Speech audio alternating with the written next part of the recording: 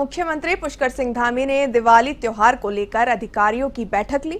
सचिवालय में बैठक के दौरान सीएम पुष्कर सिंह धामी ने त्योहारी सीजन और आगामी राज्य स्थापना दिवस को लेकर प्रदेश में स्वच्छता, सुरक्षा और यातायात की बेहतर व्यवस्थाएं सुनिश्चित करने के निर्देश दिए।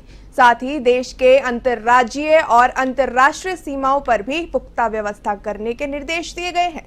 वहीं सीएम ने इस दौरान कहा कि खाद्य पदार्थों में मिलावट, थूकने की घटनाओं और गुणवत्ता में कमी पाए जाने पर जिम्मेदार लोगों के विरुद्ध सख्त से सख्त कार्रवाई की जाएगी।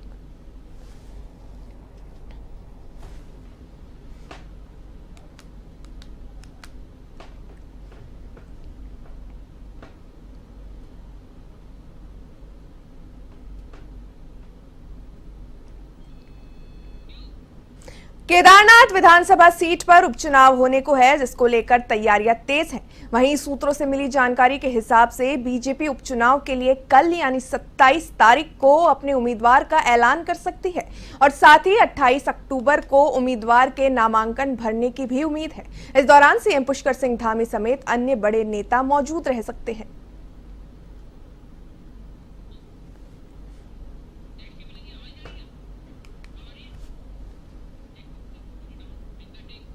मसूरी में कैबिनेट मंत्री गणेश जोशी का एक अलग सा अंदाज देखने को मिला। दरअसल मंत्री जोशी एक कार्यक्रम से लौटते हुए शाम को माल रोड पर पहुंचे, जहां वे अपना भारी भरकम काफिला छोड़कर रिक्शे से माल रोड पर चल पड़े।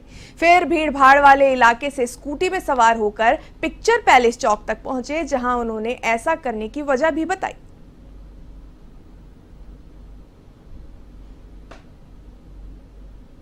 हम नियमों का पालन नहीं करेंगे तो हम लोगों को क्या मैसेज देंगे। इसलिए मैं सबसे कहूंगा कि मसूरी की जो माल रोड है ये सुंदर होनी चाहिए, जो कि टूरिस्ट यहाँ पर आए तो एक संदेश लेकर जाए। यहाँ पे गाड़ियाँ का आवाजाही कम होना चाहिए। अगर आप जाकर देखें, शिमला की अगर माल रोड देखें, नैनीताल की अगर माल रोड देखें, अगर वहाँ ये हो सकता है तो यहाँ क्यों नहीं हो सकता। तो इसलिए मैं रिक्शे से पिक्चर पैलेस जा रहा हूँ। दिवाली के मौके पर उल्लू की तस्करी की आशंका को देखते हुए वन विभाग ने जंगलों में चौकसी बढ़ा दी है। तंत्र मंत्र और अंधविश्वास के चलते दिवाली के दौरान उल्लू की स्मगलिंग होती है, जिससे तस्कर इसे निशाना बनाते हैं। इसी को लेकर वन विभाग ने अलर्ट जारी किया है। उत्तराखंड के तिमली वन क्षेत्र सहित अन्य जंगलों में रात भर गश्त लगाई जा रही है।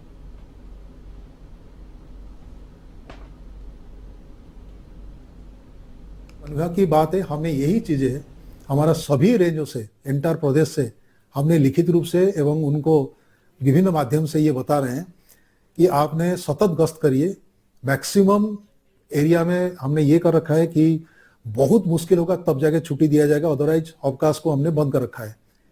और दूसरा, मैंने उल्लू के बारे में और एक बात कहना चाहूंगा, केवल पौराणिक मान्यता नहीं, हमारे इकोलॉजी में आप अगर देखेंगे, ये चिड़िया जो रोडेंट्स होते हैं, जो हमारा फसल को क्षति पहुंचाते हैं, उसको नियंत्रण करता है, सांपों को नियंत्रण करता है। दैट मीन्स लोगों का घर के आसपास ये सुरक्षा प्रदान करता है।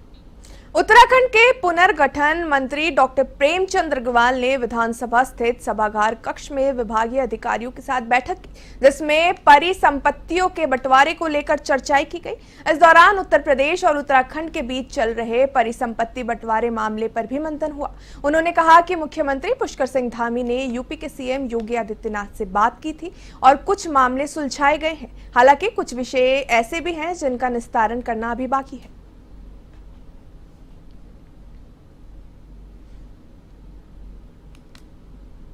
इस बैठक का एक नतीजा ये निकला कि हमारे यहाँ जो सहकारिता का है उसमें हमें कुछ जो पहले हमारे रिकॉर्ड में नहीं था, वो सहकारिता का पैसा भी अब हमने क्लेम किया है। लगभग 10 करोड़ 44 लाख रुपया हमने वहाँ से लेना है और 3 करोड़ 33 लाख रुपया हमने देना है। यानी लगभग 7 करोड़ 11 लाख रुपया 7 करोड़ 11 लाख रुपया भी हमें एक तरह से वहाँ से मिलने की संभावना बनती है। ऐसी ही हमने पिछली बार जब हमने बातचीत की थी तो कृषि में हमें 1 करोड़ 13 लाख रुपए मिला है, उसके लिए उन्होंने सहमति दी है। सेना की ओर से अग्निवीरों की भर्ती के बाद के तीसरे बैच के प्रशिक्षण की तैयारी पूर्ण कर ली गई है। थल सेना भर्ती कार्यालय अल्मोड़ा में प्रशिक्षण के लिए औपचारिकताओं की पूर्ण करने के बाद अग्निवीर कुमाऊं रेजिमेंटल सेंटर रानीखेत में पहुंचे। अग्निवीरों के प्रशिक्षण के संदर्भ में भर्ती कार्यालय अल्मोड़ा के निदेशक कर्नल आदित्य मिश्रा ने जानकारी दी।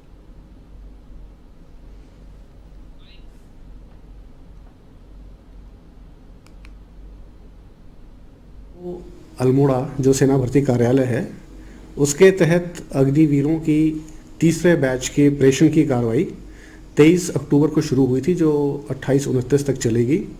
इसमें लगभग 650 अग्निवीरों को, अधिकांश को रानीखेत कुमाऊं रेजिमेंटल सेंटर के ट्रेनिंग सेंटर में और बहुतों को हिंदुस्तान के अलग अलग ट्रेनिंग सेंटरों में भारतीय सेना के जो है आर्मी के आर्टिलरी हो, आर्मर्ड हो, वहाँ पे भेजा जा रहा है। कमिश्नर दीपक रावत ने शुक्रवार को काठ गोदाम स्थित हिल डिपो का औचक निरीक्षण किया। उन्होंने उपस्थिति पंजिका, स्टॉक रजिस्टर, बसों की आवाजाही का रिकॉर्ड भी चेक किया। इस दौरान कमिश्नर ने मौके पर ही बसों की मरम्मत करने वाले श्रमिकों की गिनती कराई तो कुछ लोग उसमें गायब मिले। इस पर कमिश्नर रावत ने रोडवेज की RM पूजा जोशी को सख्त लहजे में तत्काल बायोमेट्रिक हाजिरी शुरू करने के निर्देश दिए।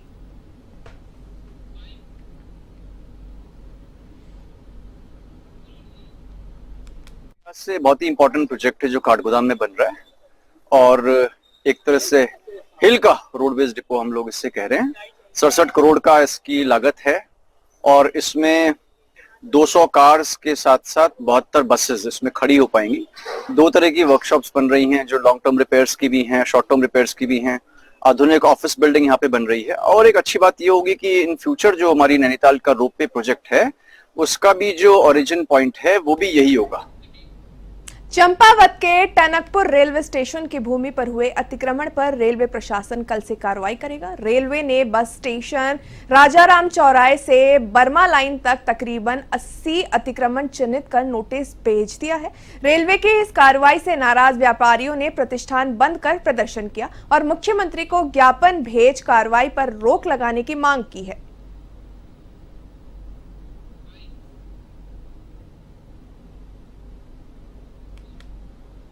की लगातार कार्यवाही चल रही है। हम लोग टनकपुर में सड़क के किनारे बिल्कुल हमारे घर और मकान है, सैकड़ों लोगों के और उनकी रोजी रोटी है, उनके परिवार वहाँ रहते हैं और पिछले 80 वर्षों से। लेकिन लगातार रेलवे बार बार आकर के डर का माहौल बनाता है, कभी नोटिस चस्पा कर जाता है, तोड़ने की बात कह के जाता है। तो ये जो लगातार रेलवे की हठधर्मिता चल रही है उसी के तहत आज भी उसने 130 से ज्यादा मकानों पर नोटिस चस्पा किए और सभी को डराने का एक माहौल बनाया, जबकि दिवाली का समय है, त्योहार का समय है। तो हमारी माननीय मुख्यमंत्री जी से दरख्वास्त है, क्योंकि उनको चुन करके हमने मुख्यमंत्री बनाया है, तो हम किसके पास जाकर के गुहार लगाएंगे? तो अब हमारी मुख्यमंत्री जी ही हम। राज्य के हल्द्वानी वन विभाग ने अवैध लीसा तस्करी पर कड़ी चोट करते हुए एक वाहन को सीज किया है। विभाग की टीम ने हाल ही में अवैध रूप से ले जाई जा रही वार्निश और लीसा को बरामद किया है। उप प्रभागीय वन अधिकारी शारदा और वन क्षेत्र अधिकारी शारदा के नेतृत्व में टीम ने टनकपुर चंपावत राष्ट्रीय राजमार्ग पर लगभग 43 क्विंटल अवैध लीसा बरामद किया है।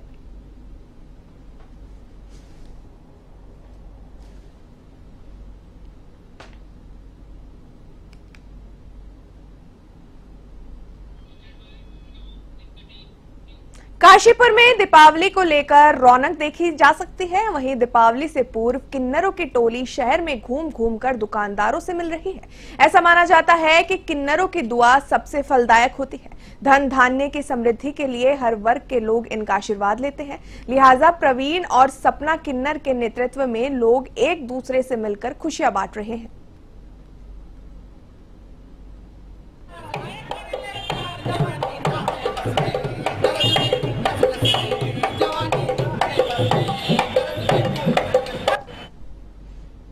दीपावली की भाई कर रही हूँ और सभी को अपनी दुआएं देती हूँ। भगवान अच्छा रखे, बच्चे वालों के बच्चे जीते रहे, मेरे जिजवान के उनकी गद्दियाँ आबाद रहे। और मैं चाहती हूँ मेरे काशीपुर क्षेत्र में मेरा जिजवान हंसता खेलता रहे, ऐसे मुस्कुराता रहे। भगवान उनको खूब देवे, उनकी गद्दियाँ आबाद रहे, उनकी नौकरियाँ बनी रहे। मेरे तरफ से सभी को हैप्पी दीपावली की शुभकामनाएं। इस अवसर पे हमारे खूब किन्नर खुशियाँ मनाते हैं और हम सारे बेचारों को खूब खुशियाँ बांटते हैं, दुआएं देते हैं। मालिक सबको अच्छा रखे, सबके बच्चे जीवें, मालिक सबको खूब खुशियाँ देगा परमात्मा। 1 साल जाएं, 100 साल खुशी आएँ। मेरे जजमान की लंबी उम्र करे, बच्चों वालों को बच्चे जीवें, परमात्मा खूब देवे। उत्तराखंड में बिजली के बढ़ते दामों में विभाग के प्रयास के चलते कमी आई है, जिसका फायदा अब बिजली उपभोक्ताओं को मिल रहा है। यूपीसीएल के निदेशक परियोजना अजय कुमार ने बताया है कि विभाग की ओर से लगातार प्रयास किए जा रहे हैं। अब तक 219 करोड़ रुपए उपभोक्ताओं को बिजली की दरों में कम कर वापस किए गए हैं। तो बिजली के जो दरें हैं वो इस पे डिपेंड होते हैं कि हम लोग को जनरेटिंग कंपनीज किस रेट पे बिजली मुहैया करा रही हैं। तो हम लोग के प्रयास से और सरकार के प्रयास से हम लोगों ने सस्ती से सस्ती बिजली को सोर्स किया है, जिससे कि जिसका लाभ उपभोक्ताओं को मिल रहा है। और अब जो हम लगातार पिछले 4 महीनों से जो औसत टैरिफ है उससे कम दरों पे बिजली हम उपलब्ध करा रहे हैं, जिससे कि उपभोक्ताओं को फायदा हो रहा है। महिलाओं की ओर से निकाली गई भव्य कलश यात्रा के साथ खेती खान में 25वें दीप उत्सव का आगाज हुआ। पूर्व भाजपा विधायक पूरन सिंह ने फीता काटकर महोत्सव का शुभारंभ किया। कलश यात्रा में क्षेत्र की मातृशक्ति के साथ साथ खेती खान क्षेत्र के विद्यालयों की मनमोहक झांकियां भी देखने को मिली। वहीं कार्यक्रम की अध्यक्षता विजय सिंह बोहरा और संचालन डॉक्टर दिवाकर भट्ट ने किया।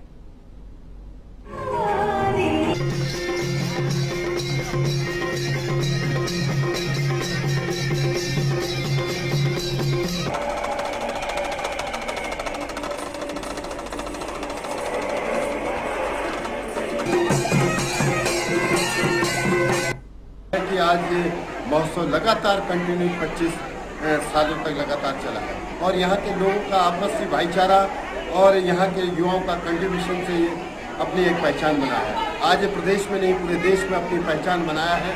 इससे ही इस खेती खान दीप महोत्सव से लोगों ने बहुत सीख ली है। इसके बाद जब फर्स्ट यहाँ हुआ था तो आज तमाम महोत्सव हो रहे हैं। अच्छी बात है, हर क्षेत्र में महोत्सव हो रहे हैं, लेकिन यहाँ खेती खान का महोत्सव अपने आप में एक थोड़ा स्रोत है। हम निश्चित तौर पे इसको बहुत आगे ले जाना चाहेंगे।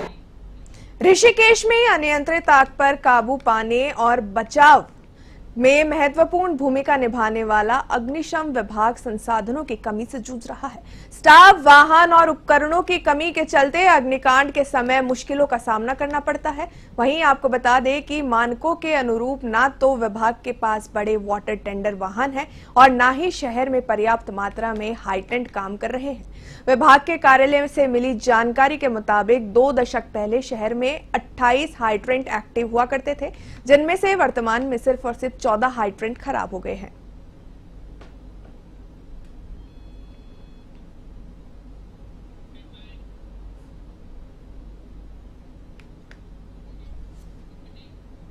मसूरी में मजदूर संघ द्वारा विभिन्न समस्याओं को लेकर बैठक का आयोजन किया गया, जिसमें सभी मजदूरों ने तय किया कि मसूरी में किसी गोल्फ कोर्ट का संचालन नहीं होने दिया जाएगा। उन्होंने इस दौरान कहा कि अगर प्रशासन को मसूरी से साइकिल ई रिक्शा को हटाना है तो उसकी जगह महिंद्रा कंपनी के ट्रॉट इलेक्ट्रिक टेम्पो का संचालन किया जाए। ये सभी 121 साइकिल ई रिक्शा चालक का ट्रॉट इलेक्ट्रिक टेम्पो दिया जाएगा, जिससे कि सभी रिक्शा चालक अपनी आजीविका को संचालित कर सके। हमारी जो बैठक हुई, हमें समाचार पत्रों के माध्यम से सूचना मिली कि मसूरी में 4 गोल्फ कोर्ट कार आएगी और उसको लेकर हमने उप जिलाधिकारी महोदय को भी ज्ञापन दिया। ज्ञापन में हमने अपना रोष व्यक्त किया कि हम लोगों से पहले तो ये स्पष्ट करें वो गोल्फ कोर्ट कार जो चलेगी वो किन लोगों को देना चाहते हैं। अब दूसरी बात जो रही, हमारे 121 लोग यहाँ पे सारे लोग बैठे हुए, उनकी जो मांग है कि हमको गोल्फ कोर्ट कार नहीं चाहिए, अगर देनी है तो 121 गोल्फ कोर्ट कार दीजिए। मसूरी में नायब तहसीलदार कमल राठौड़ के नेतृत्व में बैठक का आयोजन किया गया। नगर पालिका सभागार में हुई बैठक में Mussoorie traders and welfare association के अध्यक्ष रजत अग्रवाल और महामंत्री जगजीत कुकरेजा ने शहर के विभिन्न समस्याओं के समाधान की मांग उठाई है, जिसमें मसूरी में सीवेज की बिगड़ी व्यवस्था और क्षतिग्रस्त सड़कों को ठीक कराने के लिए कहा गया है। तो वहीं नायब तहसीलदार ने जल्द ही सभी समस्याओं के समाधान की भी बात कही है।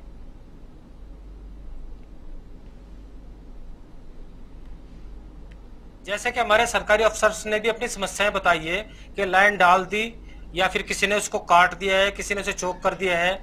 हम जितनी भी यहाँ संस्थाएं काम कर रही, जितने भी डिपार्टमेंट काम कर रहे हैं, जनता की सुविधा के लिए कर रहे हैं और जो भी खर्च है जनता की सुविधा के लिए किया जाता है सरकारी बजट का।